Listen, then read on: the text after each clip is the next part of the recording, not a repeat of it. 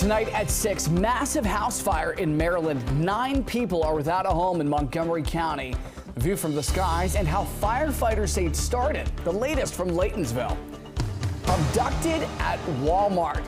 A scary saga for one woman this week in Virginia. Just how many people were arrested and what they allegedly demanded. Extended takeover? Might Congress approve the president to federalize DC police more than 1 month? Plus the latest protest on the surge of law enforcement. And the weather has been delightful to start this holiday weekend. We'll continue though into Sunday. I'll have the answer coming up.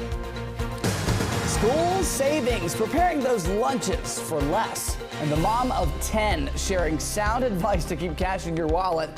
We've got ways to stretch your dollar. You're watching the station covering all of the DMV. This is DC News Now. Good Saturday evening. Happy Labor Day weekend as well. Thank you for joining us for DC News Now at 6 o'clock. I'm Ben Dennis. We begin tonight in the district. Police say that a person was arrested after allegedly cutting a Safeway employee with a hatchet. This happened at Safeway off of Georgia Avenue and Van Buren Street Northwest right before 10 last night. So their officers found a man suffering from a cut. He was taken to the hospital. Police say the Safeway employee saw the suspect hiding groceries in his backpack and tried to confront him. That's when the suspect allegedly slashed the employee with the hatchet. As of right now, the employee's condition is unknown. Well, in Maryland, a 1-year-old is safe tonight after an Amber Alert was issued in Prince George's County. Police say 1-year-old Day Renee Collins was last seen with 36-year-old Shannon Collins this morning at 10:15 on Captain Perry Court. This is in Upper Marlboro near Crane Highway. Police say a citizen spotted the gray Volkswagen SUV pictured in the Amber Alert and called state troopers. Officers then reportedly found the SUV quickly and pulled the driver over. They were arrested without any problems. The 1-year-old is not hurt and the suspect is a relative.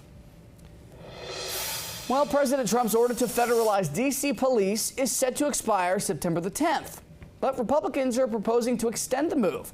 There's a new bill that would prolong the president's control over DC police from 30 days to 180 days during an emergency, and it would apply to the current order. While DC police data shows that crime is down since the surge of federal agents, some DC leaders, including Councilmember Brianna Doe, argues an extension would be problematic. Having a military occupation in our nation's capital, and the president is simply doing a dress rehearsal here. He has already said that he is coming to other cities with these tactics. This is dictator behavior. Meantime, the Department of Justice says they are investigating allegations DC police crime statistics aren't telling the full story about crime trends. More on that later tonight at 9 o'clock. 6:03, Scott Sumner with your forecast right now. He's running all over the studio. Why? Because there's so much crazy weather happening out there. There's there's severe weather everywhere you look. I'm just running across the board here. Unbelievable. I didn't want to step in the frame because it's so pretty out. I mean, look at this. How nice is this, right? I mean, this is what we want to see. All right, here we go. Really pleasant temperatures outside. And we'll see those numbers fall this evening right after sunset tonight around 7:45 or so.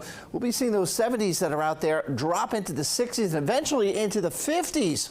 Oh, yeah, it's going to be a cool and clear night tonight. Now, as far as the satellite view, this shows it beautifully here. High pressure up in Canada here, or on the border of Canada and the U.S., working its way across the northeast and the mid-Atlantic states, giving us delightful weather. But as you see here, we do have plenty of cloud coverage. Now, if you're wondering if any of this active weather down to the south is going to be moving in our direction, the answer, thankfully, is no, emphatically. So the rest of the holiday weekend looks good. And tonight, you know, Ben's going to be going home walking his dog there, Oliver. It's pretty nice. We'll be seeing 70s and 80s. A gorgeous night ahead. We'll talk about Sunday's weather coming up in just a bit. All right, Scott, thanks. All new tonight, 3 people were arrested after a woman was abducted at gunpoint outside of Walmart in Virginia. This is some scary stuff. Police say this Wednesday in Culpeper, 2 suspects approached a woman when she was leaving a Walmart on James Madison Highway. They asked if they could sit in her car for a few minutes to cool down from the heat. Once inside the car, they allegedly pulled out a gun and forced her to drive them to an ATM and to her home in Orange County. That's where they reportedly stole her cash and other personal property. Now, police say they arrested Claudia Teresa Aldana Restrepo, Luis Felipe Garcia Baez, and Elisa Andrea Espida Campos in connection to the incident. The trio is now facing several charges, including felony robbery with a firearm and felony abduction by force. One of your top stories: 9 people are without a home after a fire broke out inside of a home in Montgomery County yesterday. Crews responded around 4 p.m. on Churchill Downs Road in Laytonsville for this. Officials say the fire was accidental and started in a recycling bin near the home's garage. Total damage worth roughly $1 million. Good news here, no injuries reported. Again, those 9 people are without a home. We've also learned about a kitchen fire that broke out in Capitol Heights on Friday. It happened midday. Crews responded to 69th Street shortly after 4:20. Firefighters say smoke could be seen coming out from a fire in the kitchen in that 1-story home. Nobody reportedly hurt, and they are investigating exactly what caused that fire to break out. Some developing news. Several people in D.C. say that they've seen less crime because of the youth curfew that's been enforced this summer by D.C. police. This was the scene just late this week in Navy Yard, taken yesterday. It's a spot that's seen multiple curfews imposed by MPD over the summer. That area has been a problem spot in the past, particularly involving young people. Daniel Hamburg reports on what residents have experienced in recent weeks. The Juvenile Curfew Emergency Amendment Act of 2025 took effect on July 7th. Everyone 17 and younger not allowed outside from 11 p.m. to 6 a.m. 7 days a week. It helped a little bit, and it was nice. There were no brawls or anything like that. Neighbors in Navy Yard appreciate the district preventing more chaos we saw earlier in the year. For the most part, I thought it was pretty good once they put it into place. I mean, it's a shame, though, because, you got to give these kids something to do. Police Chief Pamela Smith also established extended curfew zones that started at 8 p.m. Those moved around to different neighborhoods across the district, including 3 different weekends in Navy Yard. I really think it helped. They should keep it a little longer, make people feel a little more safe. Friday night, National Guard members were out patrolling, something Tim Marion says is overkill. Because the national game is here, they're out here, but the last 4 days, the National Guard hasn't even been over here because it's really, there's not really that much that happens in this part of the Navy Yard these days. Others don't have an issue. DC is pretty wild, but, with the guards being here, it helped a lot. People can walk freely, think freely, speak freely, whatever. Yeah, plenty of mixed feelings on that front. Daniel, thank you. Turning our focus to the holiday weekend, it has in full swing, and millions are expected to hit the roads, jump on a plane, or get on a train. Some could be coming to the DMV. However, how many will actually make the trip is still up for debate. According to Destination DC, international tourism to DC is projected to drop by 5% this year.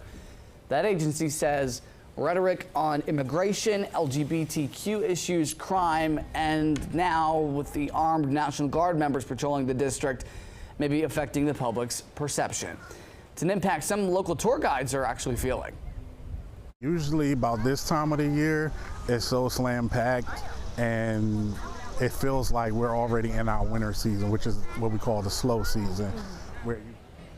Certainly an impact indeed for those in town this weekend. There are plenty of things to do, including the DC Jazz Festival. They've got free performances at the Wharf today and tomorrow. Also, the Washington Chinese Culture Festival downtown. Plenty to dive into. Well, new in the district, DC's annual September celebration 202 Creates Month starts Monday. City leaders kicked off the inaugural 202 Creates Con, a one-day experience focusing on creativity and entertainment in the nation's capital. Is about sustaining and growing also our creative businesses, supporting our venues, and keeping people working and thriving and continue to move and start their businesses in DC. So over many years, our creative economy has grown from a $3 billion industry to a $15 billion economic engine. Events will take place throughout September and wrap up September 25th with the Mayor's Arts Awards. And if you're looking for some community fun this holiday weekend, go ahead and catch one of the biggest art shows in the DMV. The 54th annual Labor Day art show is happening at Glen Echo Park. More than 400 artists from the East Coast will show their sculptures, paintings, ceramics, and photographs. That show runs through Monday from 12 noon to 6 p.m. And good news, it's free.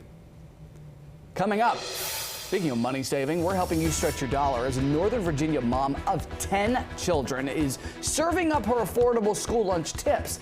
Could it land your child with extra credit? And a new museum coming to Frederick County, Maryland, the showcase after a groundbreaking ceremony. Coming up. 6:11, live look at above the National Mall. Beautiful shot indeed. Happy Saturday. We made it, folks. Got more ground to cover. Stick around.